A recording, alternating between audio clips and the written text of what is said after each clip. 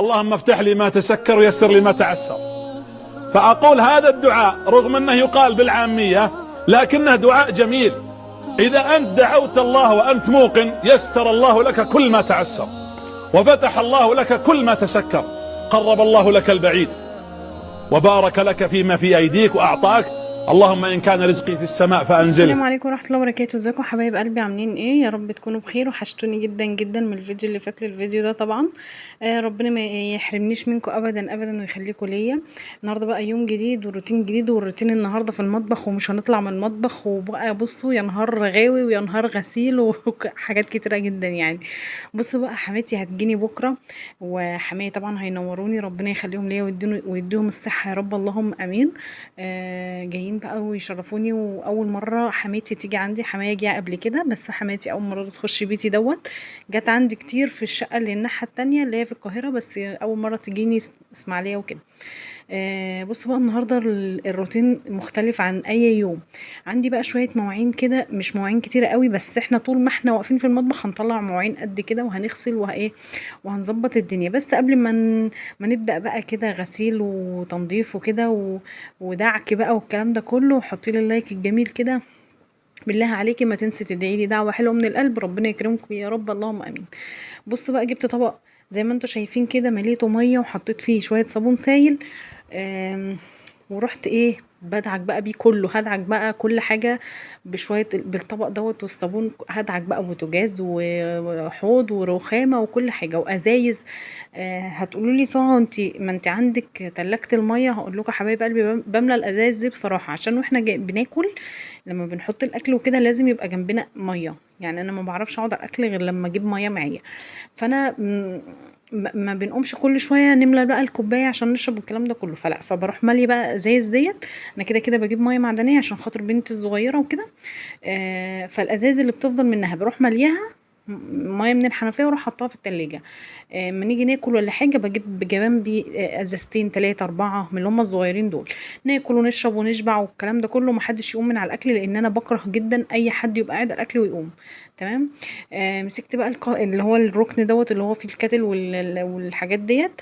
برضو هدعكه دعكه حلوه وهغيره تغيير جذري. بس عايزاكي بقى تحطي لي اللايك الجميل وتشجعني بكلمه حلوه زي كده، يا قمر يا سكر. يلا بقى قومي كده تنشطي وتشجعي. عايزه اقول لكم ان انا بصور الفيديو ده الساعه 1 بالليل، والله العظيم حرفيا الساعه 1 بالليل. بص بقى، مسكت الرخامه بتاعه الشاي اللي هي بيتعمل فيها الشاي والسكر دي، دعكتها دعكه وحلوه قوي، لان بيبقى مكان اللي بيقف يعمل شاي بيوقع سكر وبيوقع شاي، فايه عشان النمل وكده.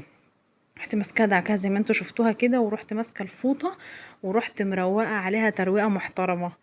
وانا بقى برضه عايزاكم تروقوا عليا كده وتحطوا لي اللايكات الجميله عشان الفيديو ده يرفع كده ويبقى ترند ولا اي حاجه. يا جماعه خلي ربنا يكرمنا كده ولا ونكمل ال10,000 حتى. بص بقى كده، رحت جايبه الصينيه بتاعت ايكيا ديت، ورحت حاطه فيها بقى، انا حاطه فيها فازه صغيره وفازه كبيره، تمام، وحاطه فيها الشاي والسكر. ف رحت حاطه بقى الكوستر الحلو دوت، ورحت حاطه عليه الكتل. تمام. بصوا الزهرتين دول اللي كانوا على الرف اللي كان الناحيه دي. فانا رحت هجيب واحده الناحيه دي واحده الناحيه دي. بصوا بقى، جبت الفوطه الحلوه الظريفه الجميله دي اللي لسه جايه من على الحبل طازه، يعني فاهمين انتوا، لسه جايه دلوقتي. يعني عايزه اقول لكم ان انا لسه اصلا مطبقه الفوط بتاعه المطبخ. تمام تمام يا سهى زي الفل. جبت فوطه حلوه كده وظريفه زيكم، قلت انشف عليها المواعين وكده.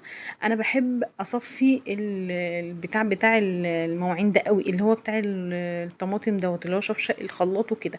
ليه؟ عشان السكينه بتاعته ما تصديش. وبحب اصفي ايه تاني، المعالق والمعالق الخشب والحاجات دي كلها. لو كان عندي شقتي اللي في القاهره ما كنتش بصفي الحاجات دي كلها، فكان عندي رطوبه عاليه جدا، كنت بطلع المعالق الخشب دي من الدرج حرفيا فيها حاجات خضرة كده غريبة، والله العظيم 3، يعني انتوا فاهمين. فانا بحب ايه اصفي كده كل حاجه. غسلت برضو الكوستر اللي كان مطرح الشاي والسكر برضو اهوت، نضفته يعني وكده، برضو كان واقع عليه سكر وكان لازق وكده، فانا غسلته وصفيته. هعين لا، يعني كنت هعينه بس انا مش هعينه، هستعمله في حاجه تانية دلوقتي، بس ايه، على ما اخلص الدنيا دي هيكون الصفه وكده. بصوا مش من غبائي حطيت الطبق اللي فيه الصابون وكده كله في الحوض، وشغلت المية عليه. كان بقى ايه، نزل الصابون بتاعه بس مش قوي يعني، فاهمين. مسكت بقى الركن ده برضو ايه، عملت فيه العملة اللي انا عملتها في الركن الاولاني يعني، فاهمين انتوا، وانا مش هعمل ركن واسيب ركن. بصوا دي المية بقى، شلتها كده حطيتها في البتاع. بصوا حبايب قلبي، المية اللي جنب اللي انتوا شفتوها ديت علاج يعني، فاهمين، علاج كده للحسد، للحاجات دي كلها. بص بقى، رحت حاطه الزهريه دي الناحيه دي اللي هي الفوزه الجميله السكره دي، والناحيه التانية حطيت البتاع. البانيو ده بقى اللي هو بتاع الصابون، غسلته غسله حلوه قوي، لان انا البانيو دوت بحب اغسله كل شويه يعني، بحب احط الصابون فيه طازه يعني. انا لو هغسل مواعين دلوقتي احط فيه شويه صابون سايل دلوقتي شويه، ما اسيبش بقى، فاهمين، فيها كتير. ليه؟ لاني انا مش بحب الصابون يقعد في البتاع وارجع اغسل بيه تاني، لا خالص مش بحب كده. بصوا بقى، غسلت الحوض. انا بحب انا ده كلور سايب، فانا عندي البتاع ديت فاضيه اللي هي بتاعت البرسيل الجل، فهي الوحيده اللي بتستحمل عندي الكلور يعني، فاهمين. بس فروحت بقى دعك الحوض دعك حلو قوي، ما بينضفش بصراحه ولا بيلمع كده غير اللهم صل على النبي، غير بالبتاع ده اسمه ايه، حطوا بس فكروني. غير بالكلور ما بينضفش ولا يرمع كده غير بالكلور. قلت بقى افضي شويه المواعين دول، واصفي كده الدنيا، واروح ايه لما الفوطه دي كده حطها في الغسيل برضه، لان انا من بعد ما بخلص الغسيل واعمل عليها المواعين، غسيل المواعين يعني، بروح ماسكاها احطها في الغساله تاني، لان خلاص بتبقى اتبلت وعايزه تتغسل بقى، فاهمين. هي دي فوطه المطبخ اللي انا بستعملها للمواعين للكوبايات والكلام ده كله. مش بمسح بيها يعني، الملونين دول هم دول اللي انا بمسح بيهم.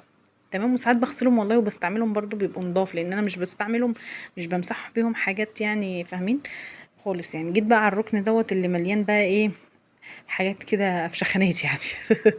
هلم بقى كل ده. بصوا السبحه بتاعتي، منين ما هتروحوا في البيت عندي هتلاقوا السبحه بتاعتي، بعشقها عشق السنين. عندي سبحه والله العظيم 3 حرفيا، كنت كل ما امسكها سبحان الله يجيلي فلوس.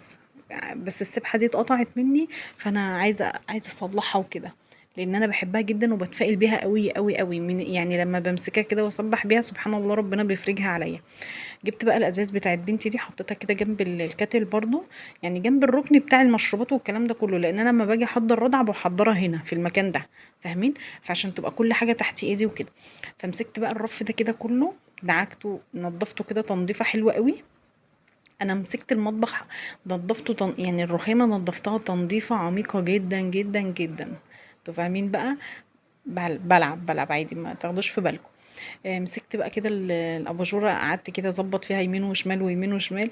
في ناس قالت لي سواء انت حاطه اباجوره في المطبخ، قلت لكم اه يا جماعه والله العظيم 3، بحب ان انا ما اعرفش، بحب اعمل حاجات مختلفه كده يعني، فاهمين. بس شلت بقى بتاعه المناديل دي، بصوا بوريكم العرق. شلت بتاعه المناديل ديت، حطيتها كده ايه جنب الحوض من الناحيه التانية.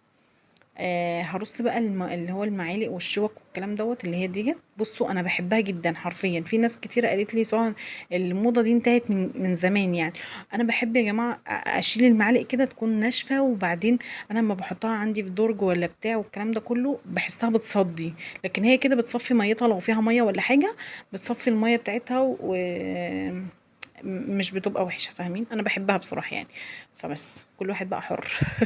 مسكت بقى سبريست ده ولا ستريست ده، مش عارفه اسمه ايه، بنسى اسمه. وهشيل بقى، جيت ادعك قلت لا لازم العيون تتشال، لان العيون عايزه تدعك يعني. فهشيلها بقى كده وادعكها دعكه محترمه جامد جدا. هدعكها بصوا مش قادره اقول لكم، همسكها افرمها في قلب الحوض. ما هو انا لازم انضف البوتاجاز يعني، ما انا حماتي جايه بكره هتيجي تقول لي فاهمين انتوا بقى، مش قادره اقول لكم يعني. هتنفخني من الاخر يعني. لو ما لقيتش الدنيا فله شمعه منوره. ده انا خلصت المطبخ، بكره الصبح بقى هروح ماسكه البيت فرمه محترمه. هو بيتي نضيف وكل حاجه، بس لازم يتكنس كده كنسه حلوه. ويمكن افضل صاحيه لحد ما اصلي الفجر، اكنس وانضف وكده واصلي الفجر، وبعد كده انام لي ساعه وكده على ما يجوا، فاهمين. جبت بقى هنا علبه تاني وحطيت فيها صابون، شويه صابون، وجبت حته سلكه بقى ونزلت ادعك بقى. بصوا ده اصلا نحاس يعني، العين دي اصلا نحاس، فاهمين. فلما كل ما تدعك كل ما بتلمع وبتبقى زي الفل قشطه يعني. بس انا اصلا دراعتي بتوجعني، فاهمين.